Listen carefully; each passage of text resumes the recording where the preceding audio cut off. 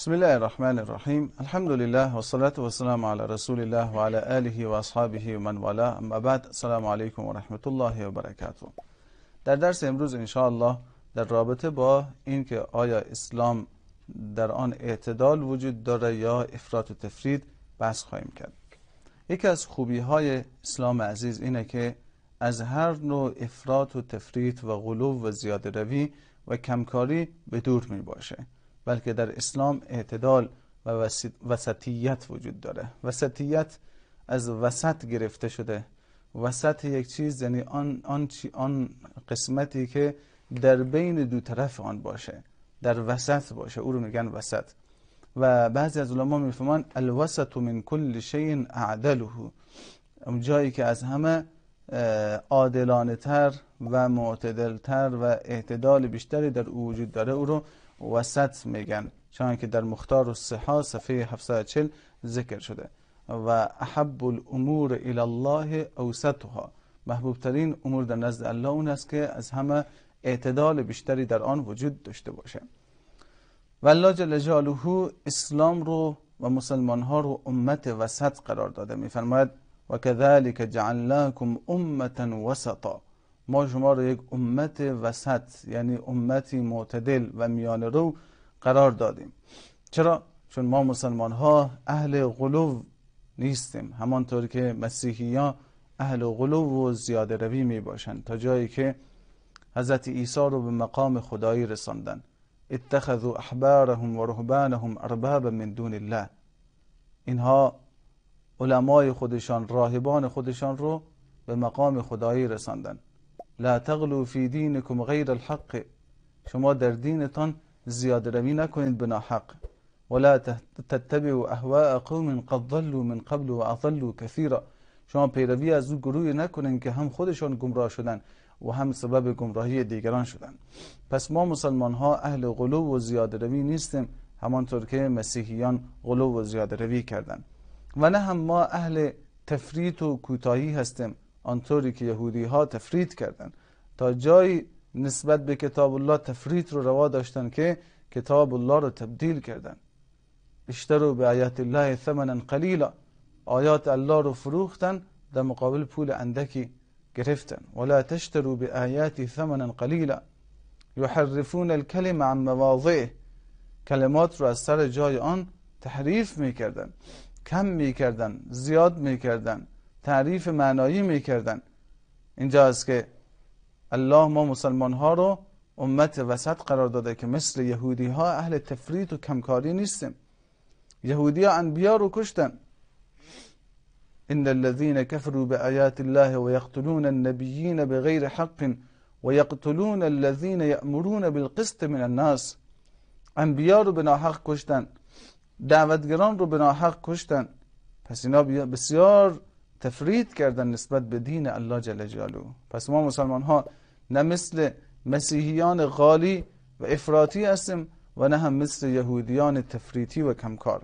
در حدیثی است که رسول الله صلی الله علیه و سلم فرمودن یجیء نوح و امته، روز قیامت نوح علیه السلام و امتش میآیند. فیقول الله تعالی هل بلغت، الله از نوح علیه السلام میپرسه آیا دعوت خودت رو رساندی؟ حضرت نوح علیه السلام میفرماد نعم ای رب، بله خدای رساندم. فیقول لامته هل بلغکم، الله از امت نوح علیه السلام میپرسه آیا نوح برای شما رساند دعوت رو؟ فیقولون لا ما جاءنا من نبی، برای ما هیچ پیغمبری نیامد.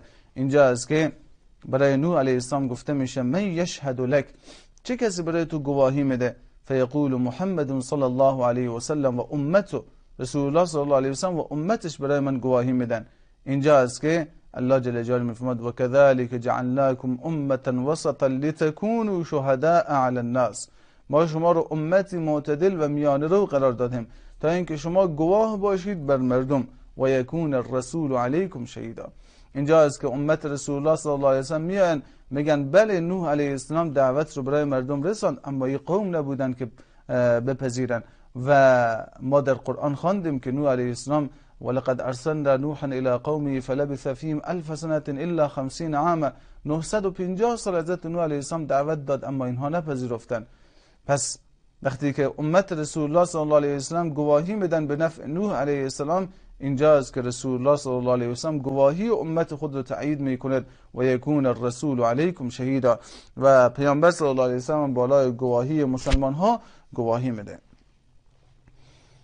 اسلام در بین همه ملت ها و امت ها امت وسط است، نه مثل ملحدین مادیگرا هست که فقط به مسائل مادی توجه دارن، میگن هر چیزی که با چشم دیده بشه همون هست، غیر از او چیزی وجود نداره، نه خدایی نه روحی نه فرشته‌ای، هیچ چیزی وجود نداره، فقط اون چیزهایی که با چشم دیده میشه. نه ما مثل اونا هستیم، نه مثل رهبانیت و گوشگیری که مسیحیان دارن. و رهبانیت ابتدعوها ما کتبناها علیهم، و رهبانیت و گوشگیری و اعتزالی که مسیحیان گرفته بودن و گوشگیری که اونها اختیار کرده بودن، اونها رو الله نگفته بود برایشان، از پیش خود ابتدعوها بدعت گذاری کردن. مسلمان ها لا رهبانیت فی الاسلام، رسول الله صلی الله علیه و سلم فرمودن در اسلام رهبانیت نیست، در اسلام گوشگیری نیست، بلکه اسلام دین اجتماع است. و نه هم مثل یهودی ها هستن که فقط یهودی ها هم مغمشان مال بود، فقط همین زندگی دنیوی، تا جایی که حضرت عیسی برایشان گفت لا تعبدوا ربین الله والمال، شما دو تا خدا پرستش نکنید، هم خدا هم مال. مال در نزد یهودی ها به اندازه خدای ارزش داشت، اینقدر برایشان ارزشمند بود، تا جایی که اینها الله بیان میکنه که هر کدام از اینا دوست داره که 1000 سال زندگی بکنه. میفرماد یود احدهم لو یعمر 1000 سنه، هر یک از اینا دوست داره که 1000 سال زندگی بکنه. یود احدهم لو یعمر 1000 سنه. الله جل جلاله میفرماد ولا تجدنهم احرص الناس علی حیات، حریص‌ترین انسان ها بر زندگی یهودیان هستند، از همه بیشتر حرص بیشتری نسبت به زندگی کردن دارن، دوستان که 1000 سال زندگی بکنن و به ناحق سود میخوردن، مال مردم رو به ناحق میخوردن و الله جل جلاله به همین خاطر اونا رو لعنت کرد. و اخذهم الربا و قد نهوا عنه، در حالی که از گرفتن سود و ربا نهی شده بودن بازم میگرفتن. و اکلهم اموال الناس بالباطل، مال مردم رو هم به باطل میخوردن. به خاطر الله جل جلاله میفرماد که اینا رو ما لعن کردیم. فبما نقضهم میثاقهم لعناهم و جعلنا قلوبهم قاسیه، به سبب اشکالاتی که داشته ما اونها رو لعنت کردیم و در دلهایشان سختی قرار داد. به هر حال اسلام نه مثل یهود است که اینقدر به مادیات چسبیده، تا به امروز هم میبینه اقتصاد دنیا در دست یهودی هاست، نه مثل مسیحیایی است که گوشه‌گیری از دنیا، اعتزال، رهبانیت، نه مثل ملحدینی هستن که فقط به ماده باور دارن، بلکه اسلام دین اعتدال است. رسول الله صلی الله علیه و سلم فرمودن لا تشددوا علی انفسکم فیشدد علیکم، بر خودتان سخت نگیرین که بر شما سخت گرفته میشه. فان قوما شددوا علی انفسهم فشدد الله علیهم، یک گروهی بر خودشان سخت گرفتن، الله هم بر اونها سخت گرفت. فتلک بقایاهم فی الصوامع والدیار، این بقایای اونها بدن داخل صومعه ها، عبادتگاه هایشان نگاه کنید که چطور مسیحی ها دنیا رو بر خودشان سخت گرفتن، چطور رهبانیت رو اختیار کرده بودن از پیش خودشان. سنن ابی داود حدیث 4868 این روایت رو ذکر کرده. حالا ما که میگیم امت اسلامی امت معتدل و میان رو هست، از کدام لحاظها میان رو هست؟ از کدام جوانب؟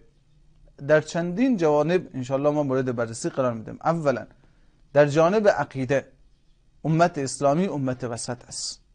الله جل جلاله میفرماد قل یا اهل الكتاب لا تغلوا فی دینکم غیر الحق، ای اهل کتاب در دینتان به ناحق زیاده روی و غلو نکنید.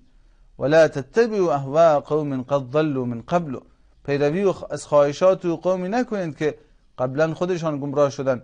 و اضلوا کثیرا، و تعداد بسیار زیاد رو گمراه کردن. و ضلوا عن سواء السبیل، و از راه راست و برابر اینها گمراه شدن. پس مسلمان ها نسبت به همه چیز از لحاظ عقیدتی اعتدال دارن، نسبت به انبیای الله، نسبت به بندگان صالح الله جل جلاله اعتدال دارن. مثل مسیحی‌ها که در حضرت عیسی علیه السلام غلو و زیاده‌روی کردن و او رو به مرحله خدایی رساندن نیستن. مثل یهودی‌ها که در حق انبیا جفا کردن و نعوذ بالله حضرت عیسی رو حرامزاده و زنازاده میدانن، اونطور هم نیستن. نه مسیحیانی که عیسی رو به مقام خدایی بردن و نه یهودیانی که عیسی رو به زمین زدن و او رو نعوذ بالله حرامزاده دانستن. مسلمان ها چی میگن؟ میگن که انما المسیح عیسی ابن مریم رسول الله. حضرت عیسی اولا ابن مریم هست. ابن مریم هست یعنی چی؟ زنازاده نیست. این زنازاده نیست، این عبد الله هست، این رسول الله هست، این پیامبر خدا هست. پیامبر خدا زنازاده نمیتونه باشه. و دیگه چی؟ رسول الله هست، این الله نیست، فرستاده الله است. فرستاده الله جل جلاله می باشه. پس اعتدال، نه به مقام خدایی رساندن بلکه گفتن عبدالله، بنده خدا، و رسول الله هست، خدا نیست، زنازاده و حرامزاده هم نیست نعوذ بالله. و انبیاء علیهم السلام در نزد مسلمان ها بسیار جایگاه دارن. مسلمان ها موظف است اونا رو دوست داشته باشن، به اونها باور داشته باشن، اما اونا رو خدا نگیرن. الله جل جلاله میفرماید که ولا یأمرکم ان تتخذوا الملائکه والنبیین اربابا. الله برای شما نمیگه که شما ملائکه و انبیا رو به عنوان رب و خدا بگیرین.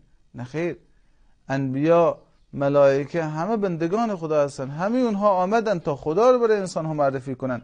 ما موظف هستیم الله رو بشناسیم، نه که اینها رو به عنوان رب و خدای خود بدانیم.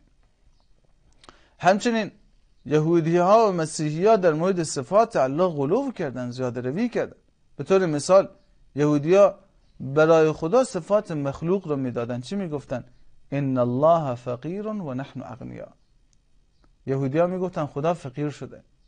یا آیه قرآن که نازل شد من ذا الذی یقرض الله قرضا حسنا، کیست که به الله قرض نیکو بده، یعنی کیست که در راه الله جل جلاله صدقه بده. اینجا بود که یهودی ها آمدن پیش پیامبر گفتن ها چیکار شده خدای تو فقیر شده، از ما طلب قرض میکنه. این میگفتن لقد سمع الله قول الذين قالوا ان الله فقیر و نحن اغنیا. الله خوبی سخنانشان رو شنید که میگفتن که خدا فقیر شده و ما اغنیا هستیم، ما پولدار و ثروتمند هستیم. یا در جای دیگه یهودی‌ها چی گفتن؟ و قالت اليهود ید الله مغلوله، دست خدا بسته شده است، یعنی خدا فقیر شده، چیزی نداره. الله بسیار با خشم و غضب میفرماید غلت ایدیهم، دستای خودشان بسته باد، ولعنوا بما قالوا، اینا لعنت شدن نسبت به گفتهشان. پس برای خدا صفت فقر که صفت مخلوق است نسبت میدادن. یا چی میگفتن؟ میگفتن خدا 6 روز خلق کرد. همینی که من و شما هم میگیم که الله جل جلاله ان ربکم الله الذی خلق السماوات والارض فی 6 ایام، از روز یک شنبه، دوشنبه، سه شنبه، چهارشنبه، پنجشنبه، جمعه، 6 روز آفرینش خدا طول کشید. روز شنبه رو یوم السبت میگن. سبت یعنی قطع کردن، تمام کردن کار. میگن خدا 6 روز کار کرد و خسته شد. روز شنبه چه کار کرد؟ استراحت کرد. خدا استراحت کرد. یعنی صفت خستگی رو به خدا نسبت میدن. در حالی که الله چی میفرماید؟ و ما مسنا من اللغوب، برای ما هرگز خستگی نمیرسه. هرگز برای ما خستگی نمیرسه، ما خسته نمیشیم. لا تأخذه سنة ولا نوم، خدا پینکی و چرت نداره، خدا خواب نداره، خدا خستگی نداره. این چی معنایی است که یهودی ها به خدا نسبت میدن؟ باز مسیحی ها برعکس مخلوق رو به صفات خالق نسبت میدادن، یعنی صفات خدا رو به یک مخلوق دادن. چی میگفتن؟ میگفتن همونطور که خدا روزی میده حضرت عیسی هم روزی میده، همونطور که خدا میآفرینه حضرت عیسی هم میآفرینه. و استخلق من الطین که هیئت الطیر، همونی که حضرت عیسی علیه السلام شکل گل رو درست میکرد، در رو دعا میکرد، چوف میکرد، الله در رو روح میدمید، فکر میکنن که حضرت عیسی خالق است. نه خیر، حضرت عیسی علیه السلام گلها رو در آورده، به یک شکل پرنده در آورده. این یک نوع مجسمه ساخته، او الله بود که خالق است. فکر میکنن که حضرت عیسی علیه السلام میبخشه، مثل که خدا میبخشه، حضرت عیسی هم مغفرت میکنه، ترحم میکنه، توبه بندگان رو قبول میکنه. نه خیر، این صفات الله جل جلاله است. پس یهودی ها چیکار میکنن؟ برای الله صفات مخلوق رو میدادن و مسیحیان باز برای مخلوق صفات الله رو میدادن. اما مسلمان ها اینطور نیستن. چی میگن؟ لیس له سمی ولا ند ولم یکن له کفوا احد.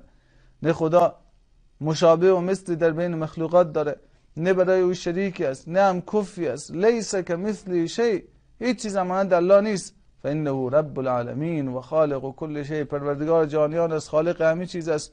و کل ما سواه عباد له فقراء الیه، هر چی که غیر از الله می باشه بندگان خدا هستن و همه فقیر بارگاه الله می باشن. الله چی می فرماد؟ ان کل من فی السماوات والارض الا آتی الرحمن عبدا. همه کسایی که در آسمان و زمین هستن همه بنده الله هستن، همه در حالی نزد الله حاضر میشن که بنده می باشن. همه بنده هستن، همه محتاج هستن، بنده محتاج. پس از لحاظ عقیدتی مسلمان ها در اعتدال. حالا از لحاظ شریعت و مسائل تشریعی و فقهی بازم در اعتدال. مسلمان ها از پیش خود حلال رو حرام نمی کنن، حرام رو حلال نمی کنن. هر چی که الله بگه او رو میپذیرن. اما یهودیان خیر، از پیش خودشان خیلی چیزها رو حلال کردن، خیلی چیزها رو حرام کردن.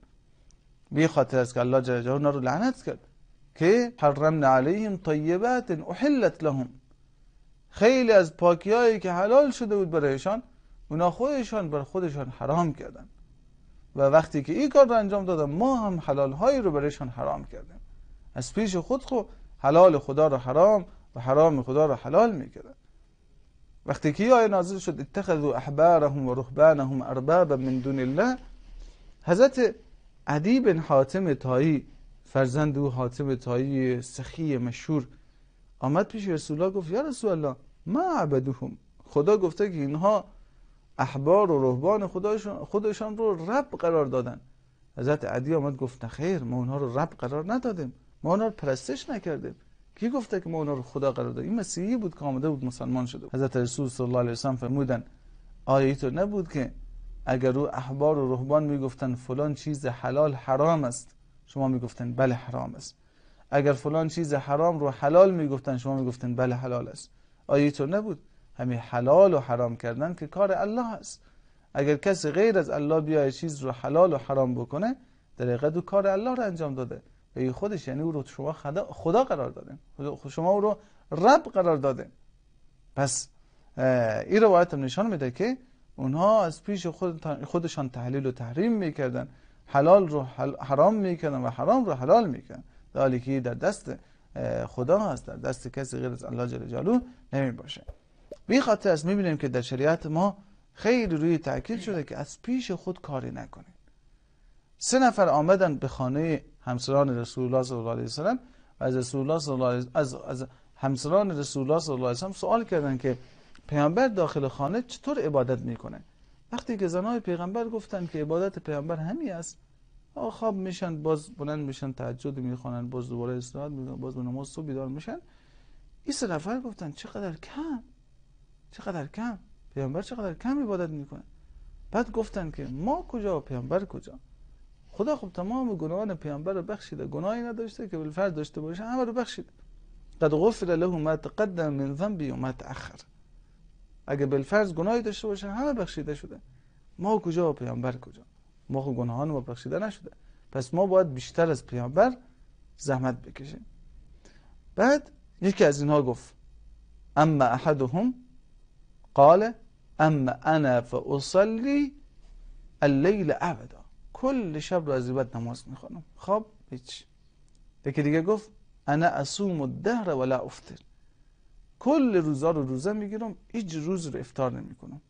یکی دیگه گفت انا اعتزل النساء فلا اتزوج ابدا، از زنها دوری اختیار میکنم، هیچ وقت ازدواج نمیکنم. فجاء رسول الله صلی الله علیه و سلم الیه، پیامبر صلی الله علیه و سلم تشریف آوردن و بعد زنهای پیغمبر بهشون گفتن که این 3 نفر آمدن همین تو چیزایی گفتن. رسول الله صلی الله علیه و سلم ناراحت شدن، فرمودن انتم الذين قلتم كذا و كذا، شماها بودین که چنین و چنان گفتن. اما والله انی لاخشاکم لله و اتقاکم له، قسم به الله از همه شما خدا ترستر من هستم، از همه شما با تقواتر من پیامبر هستم. ولکنی اصوم و افطر، روزه میگیرم افطارم میکنم، روزه دوشنبه و پنجشنبه رو میگیرم، باز روزهای دیگر افطار میکنم. و اصلی و ارقد، نمازم میخونم، استراحتم میکنم، و اتزوج النساء، با زنها ازدواجم میکنم. فمن رغب عن سنتی فلیس منی، کسی که از این راه و روش من اعراض بکنه او بر سنت من پیامبر صلی الله علیه و سلم نمی باشه و از من پیامبر صلی الله علیه و سلم نمی باشه. این روایت در صحیح بخاری حدیث 5063 ذکر شده. نگاه کنید، زیاده روی وجود نداره. ما از پیش خود نمیتونیم حلال کنیم، حرام کنیم، از پیش خود یک روش جدید ایجاد کنیم. نه خیر، ما موظف هستیم آنچه که رسول الله صلی الله علیه و سلم گفت، آنچه که الله گفته مطابق همون عمل بکنیم. الله برای ما خیر و خوبی رو خواسته، الله برای ما اعتدال رو قرار داده. پس ما از پیش خود اجازه نداریم تحلیل کنیم، تحریم بکنیم، چیز رو حلال کنیم، چیز رو حرام بکنیم. مثلا یهودی‌ها چیکار کردن؟ هر چیزی که دارای ناخن بود، حیواناتی که دارای ناخن بودن، اونا رو بر خود حرام کردن، بر خود حرام کردن. پیهای مختلفی از بدن رو، از بدن گوسفند و شتر اینها رو بر خود حرام کردن. و به این خاطر الله جل جلاله حضرت عیسی علیه السلام رو که وقتی فرستاد چی فرمود؟ ولأحل لكم بعض الذی حرم علیکم، ما آمدیم تا برای شما از جانب الله حلال بکنم بعضی چیزایی که حرام کرده شده بود بر شما. یعنی چیزایی که شما از پیش خود اونا رو حرام دانستین و الله هم شما رو ادب کرد و چیزهای دیگر هم حرام کرد. حالا ما عیسی آمدیم تا بعضی چیزایی که حرام شده بر شما رو برای شما حلال بکنیم. و همچنین مسلمان ها اعتدال دارن از جانب دعوت و در جانب دعوت دادن. یکی از ویژگی‌هایی که الله متعال به امت اسلامی داده اینه که وقتی که پیامبر صلی الله علیه و سلم وفات کردن، وظیفه و مسئولیت بزرگ دعوت به دوش امت رسول الله صلی الله علیه و سلم قرار داده شد و موظف هستن که اینها این دعوت رو برای همه برسونن. چرا؟ چون دعوت رسول الله عالمی است. و ما ارسلناک الا رحمة للعالمین قل یا ایها الناس انی رسول الله الیکم جمیعا، من فرستاده الله به سوی همه شما هستم. و در حال رسول الله صلی الله علیه و سلم از دنیا رفتن که اسلام از مرزهای جزیره العرب بیرون نشده بود. پس این دعوت رسول الله که عالمی است توسط کی باید داده بشه؟ توسط کی باید برده بشه؟ بله، توسط صحابه، بعد از او توسط تابعین، تبع تابعین و تا به امروز و تا به قیامت. هر مسلمانی که میره مسئولیت بزرگ دعوت به دوش او می باشه و مثل امتهای قبلی نبوده که کسی اجازه دعوت دادن نداشته، غیر از انبیاء علیهم السلام که اجازه دعوت داشتن و غیر از اون کسایی که انبیا دستور میدادن بهشون که شما دعوتگری بکنین، دیگه کسی از پیش خود اجازه دعوت نداشت. و همچنین اسلام در اعتدال است از لحاظی که هدایت مردم فقط به دست الله است، هدایت به دست غیر الله نیست، حتی به دست پیامبر نیست. انک لا تهدی من احببت ولکن الله یهدی من یشاء. پیامبر خیلی جایگاه داره اما هادی نیست. یعنی چی؟ انسانها رو پیامبر به بهشت نمیبره، پیامبر اونا رو به جهنم نمیبره. درست است، راهنما هست، راه رو برایشان نشان میده، ارائه الطریق میکنه، راه رو نشان میده، اما این تو نیست که دست کسی رو بگیره و ببره داخل بهشت، کسی رو ببره داخل جهنم. نه خیر، بهشت بردن و جهنم بردن کار الله است. پیامبر نمیتونه کسی رو مؤمن بکنه، کسی رو کافر بکنه، بلکه این مؤمن و کافر شدن دست الله جل جلاله است.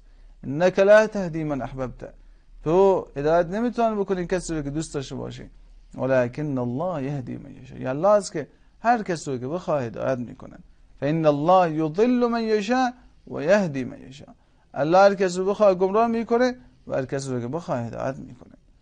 و پیامبر صلی الله علیه و سلم فرمودن ان قلوب بنی آدم كلها بین اصبعین من اصابع الرحمن كقلب واحد یصرفه حیث یشاء. قلوب انسان ها بین دو تا انگشت بلا کیف الله جل جلاله می باشه و هر طور بخواه میچرخانه، هر طور بخواه میچرخانه. صحیح مسلم حدیث 2654. و اعتدال دیگری که در اسلام وجود داره اینه که مسئولیت ماها رساندن است. ما مأمور وظیفه هستیم نه نتیجه. یکی نتیجه چی میشه؟ آیا نفر هدایت میشه یا نه؟ او به دست ما نیست، به دست الله است. ما مسئولیت داریم که برسانیم. حتی پیامبر همین مسئولیت رو داشت. ان علیک الا البلاغ، نیست بر تو مگر رساندن.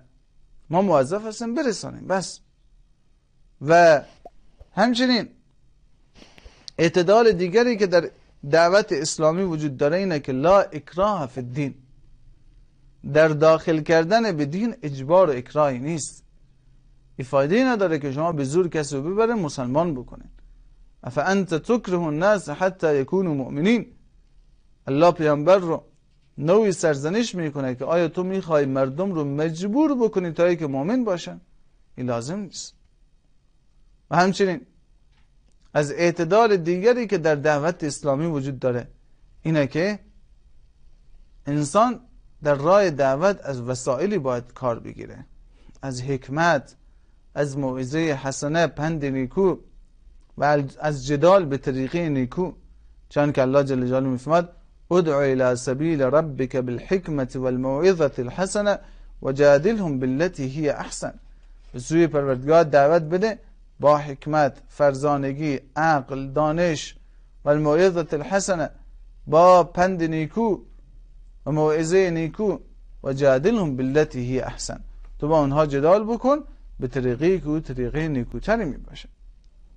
و همچنین از اعتدالی که در دعوت اسلامی وجود داره اینه که الله جل جلاله امر معروف و نهی از منکر رو هم به دوش امت گذاشته و این امت رو خیر امت معرفی کرده به شرطی که امر معروف و نهی از منکر بکنن.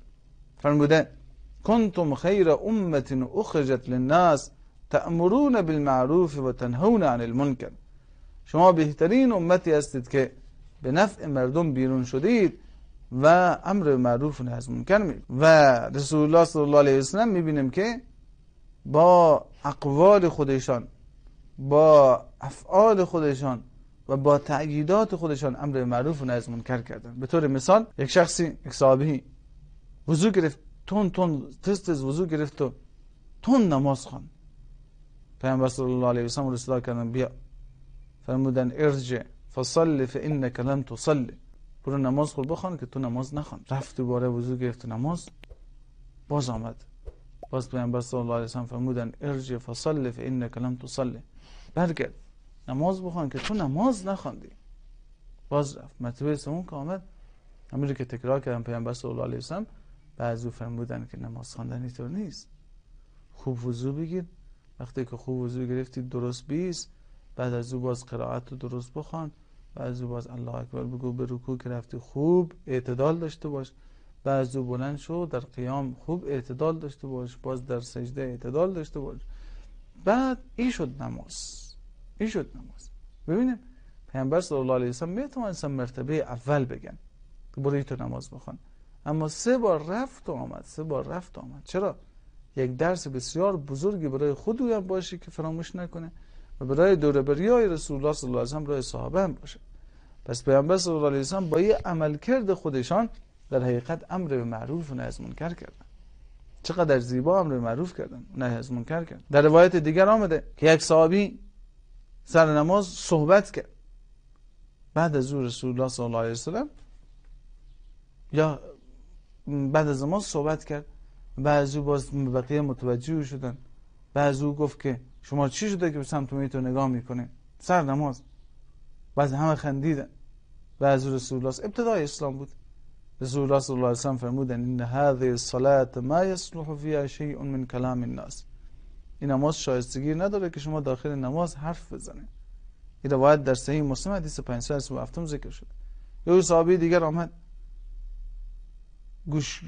گوشی از مسجد شروع کرد به بول کردن، صحابه هم پریدن کو رو بزنن. رسول الله صلی الله علیه و سلم فرمودن دعوه، او رها کن، رها کن. از او که خوب فارغ شد آمد، پیامبر صلی الله علیه و سلم فرمودن ان هذه المساجد لا يصلح لشيء من هذا البول ولا القذر انما لذكر الله و اقامت الصلاه، او کما قال علیه السلام. این مساجد شایسته نداره که تو بیای بول و کثافت اینا بکنی. این جای ذکر الله است، جای نماز است، اینا جای قرآن خواندن است.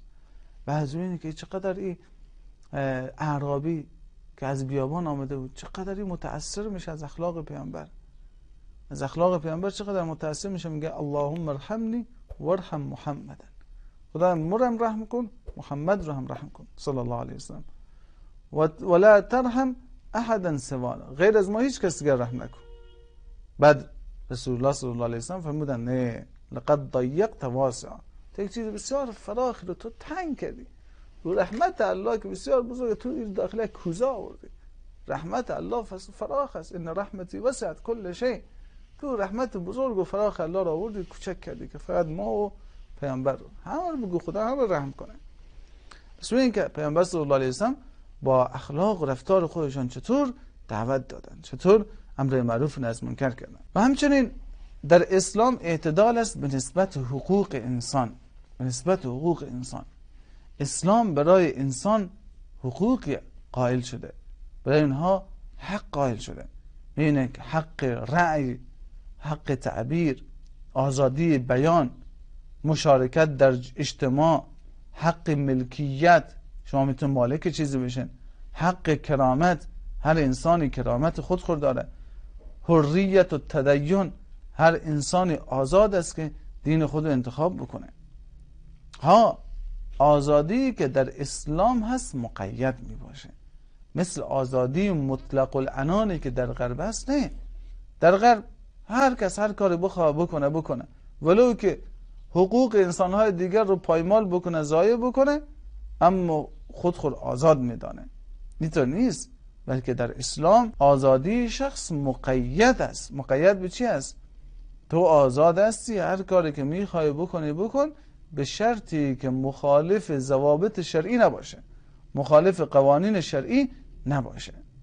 پس آزادی در اسلام به معنی فرار از مسئولیت نیست، به معنی نیست که آزادی بیان است پس هر دشنامی که میخوای بدهی بده. آزادی بیان است هر کفر و هر غلطی که میخوای بگویی بگو. نه خیر، این آزادی فکر است، آزادی کفر نیست. درست است آزادی فکر است، اما آزادی کفر و الحاد و بیدینی نیست. بی خاطر بعضی اشتباه گرفتن، میگن برو اسلام آزادی فکر داده، آزادی بیان داده، پس من دلم میخواد که من ملحد باشم، مرتد باشم. نه خیر، آزادی فکر داده، آزادی کفر رو نداده. آزادی فکر تا آزادی کفر متفاوت است. همچنین اسلام برای انسان حق تملک رو داده. بله تو میتونی مالک بشی، کار کردی پول به دست آوردی، حالا میتونی چیز برای خودت بخری، تو میتونی مالک باشی، مالک چیزی باشی. اما با وجودی که مالک هستی، اما در همین مال تو دیگران هم حق دارن، فقیران هم حق دارن. و فی اموالهم حق للسائل والمحروم. در مال شما یک حقی برای انسانهای سائل و فقیر گذاشته شده است. تو درست از مال خود استفاده بکن، اما 2.5% زکات بده، 2.5% زکات بده. و الله جل جلاله برای انسانها حق کرامت رو هم قرار داده. ولقد کرمنا بنی آدم، انسانها رو مکرم قرار داده. انا خلقناكم من ذکر و انثى وجعلناكم شعوبا و قبائل لتعارفوا ان اکرمکم عند الله اتقاکم. هر انسانی که متقی تر باشه او گرامی داشته شده تر در نزد الله جل جلاله می باشه. و پیامبر صلی الله علیه و سلم فرمودن انتم بنو آدم و آدم من تراب. همه شما اولاد حضرت آدم علیه السلام می باشین و آدم علیه السلام از خاک بوده. سنن ابی داود حدیث 5075 و سنن ترمذی حدیث 3270 این رو ذکر کرده. و در اسلام ما چیزی به نام نجات پرستی نداره. و جعلناکم شعوبا و قبایل لتعارف. که شما قبیله گروه هستین فقط به خاطر معرفت است. فلانی از فلان قبیله و قوم است، فلانی از فلان قبیله و قوم است. بس چیزی معنی که این قبیله و این نژاد بر آن قبیله برتری داشته باشه نداره. سیاه پوست و سفید پوست و سرخ پوست نداره. لا فضل لعربی علی اعجمی ولا لعجمی علی عربی ولا لاحمر علی اسود ولا لاسود علی احمر الا بتفضلی بالتقوى، او کما قال صلی الله علیه و سلم. هیچ عربی بر عجم، هیچ عجمی بر عرب، هیچ سیاهی بر سرخپوست، هیچ سرخپوستی بر سیاه‌پوست فضیلت نداره مگر بر اساس تقوا. تقوا است که معیار فضیلت می باشه. همچنین اسلام اعتدال داره در جانب انفاق مال. نمیگه برو تمام مال خود در راه خدا بده، نه. بگیرم نمیگه که هیچ نده، نه. بلکه اعتدال. الله جل جلاله میفرماد که ولا تجعل يدك مغلولة الى عنقك. نه دستای خود رو اینطور بسته به گلوی خودت بگیر که این کنایه از چی است؟ کنایه از بخیلی که هیچ ندی. دست خود رو محکم بگیری، هیچ ندی به کسی. اینطور هم نباش. ولا تبسطها كل البسط. اینطور نباشه که دستای خود باز کن، هر چی که داری بدی فتقعد ملوما محسورا، اون موقع خودتو ملامت شده و پشیمان بشی، ناراحت بشی. هر چی که داشتی دادی، اینطور نباشه، نه خیر. والذین اذا انفقوا لم یسرفوا ولم یقتروا. صفات عباد الرحمن است که وقتی انفاق میکنن نه زیاده روی میکنن و نه هم بخل میکنن. و کان بین ذلک قواما، بین دوتا اعتدال رو رعایت میکنن. اعتدال. الله فرموده و کلوا واشربوا ولا تسرف، بخورین بیاشامین اما اسراف نکن، زیاده روی نکن. انه لا يحب المسرفین، الله اسراف کاران و زیاده کاران رو دوست نداره. المال والبنون زینت الحیات الدنیا، درست، مال و فرزند زینت و زیبایی ظاهری زندگی دنیاست، اما والباقیات الصالحات خیر عند ربک. و چیزایی که انسان با دست خودش میده، صدقات جاریه که برای باقی مونه، اعمال صالحی که بس از مرگ او هم برای او فایده میده، او در نزد الله بهتر است. پس از مال و فرزند اینها استفاده کن، اما یاد آخرت هم داشته باش. ولا تنس نصیبک من الدنیا، بهره خودت از دنیا رو هم فراموش نکن. الله نمیگه که کلا دنیا رو طلاق بدین، نه خیر، از دنیا هم استفاده بکن، اما وابتغ فیما آتاک الله دار الاخره، آنچه که خدا برای تو داده در دنیا از مال، تو به وسیله اینها دار آخرت رو بجو.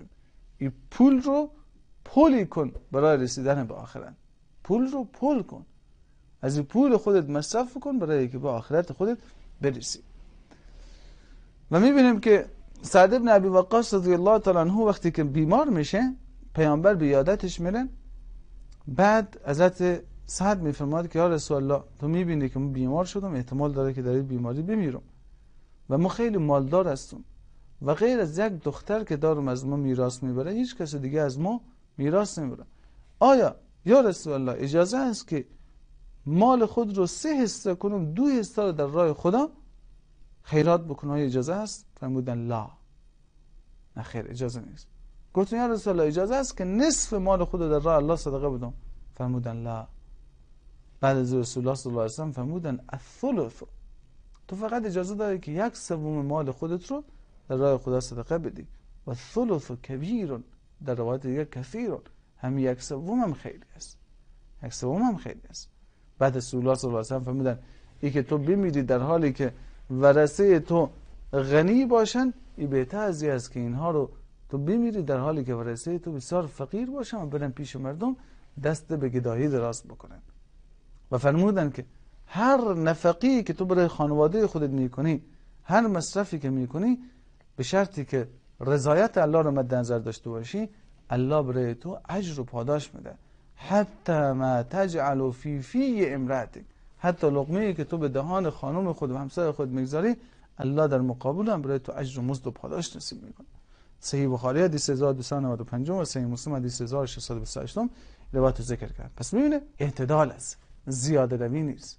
او گفت که یا رسول الله 2/3 مال خود در راه خدا صدقه میده. فرمودن نخیر، 1/3 هم زیاد باشه، ولی بازم 1/3 را اجازه داد. و در رابطه با نفس هم اسلام اعتدال داره.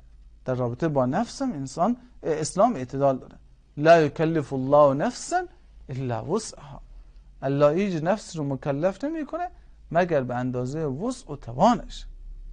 لا یکلف الله نفسا الا ما آتاها، الله هیچ نفس رو مکلف نمیکنه مگر به اندازه‌ای که برایش داده است، به همون اندازه. پس ما نباید زیاده روی، افراط، غلو و تفرید داشته باشیم، نه خیر، بلکه ما باید بسیار عاقلانه رفتار بکنیم، نه اونقدر نرم باشیم که هر کس ما رو فشار بده و نه هم اونقدر سخت باشیم که بشکنیم، بلکه عاقلانه زندگی کنیم، عاقلانه، معتدلانه.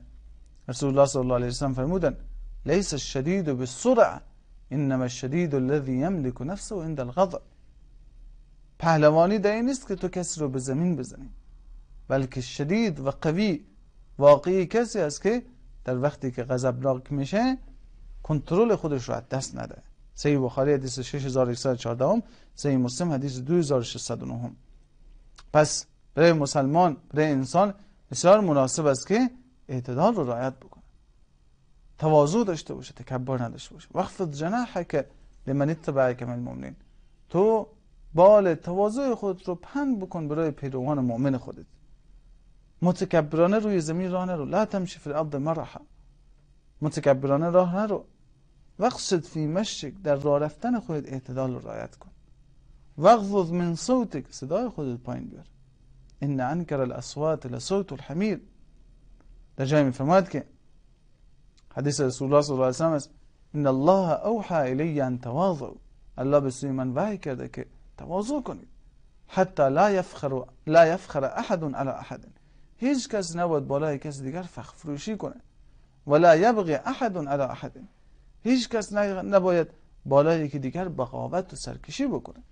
این روایت هم در صحیح مسلم حدیث 2865 ذکر شده.